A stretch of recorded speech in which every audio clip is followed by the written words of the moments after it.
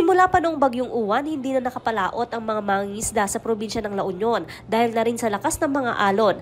Makakapag-umpisa na raw sanang makapaghanap buhay ang mga mangingisda pero dumating naman si Bagyong Verbena. Kaninang umaga, pwede pa naman, malilit pa yung alon. Pero abang lumalakas na. Bagamat malayo naman ito sa Luzon dahil nasa bahaging Visayas at Mindanao ang bagyo. Pero ayon sa Pag-asa, may nakataas na gale warning sa mga kargatang sakop ng Luzon, kabilang ang Rehiyon 1. Malalakas po o matataas po ang pag-alon dito sa mga karagatan natin dito sa Northern Luzon. Yan po yung epekto ng Northeast Monsoon.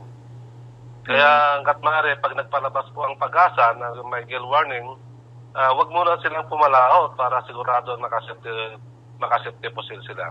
Wala tuloy magawa ang mga mangingisda, lalo na kung kalikasan na ang nagdikta na bawal munang pumalaot. Kanya-kanyang diskarte muna raw sila ngayon para sa pang-araw-araw na pangangailangan. Pag ganitong kasi walang hanap buhay, extra lang sa construction, malakas yung alon. Siyempre, pag walang hanap buhay, lalo na yung mga kasama ko, yan lang ang hanap buhay. Pinipilit nilang magpapalaot para may may pang-pamilya lang pag may mahuli. Mahirap din umanong isugal ang buhay kasabay ng malalakas na alon sa laot.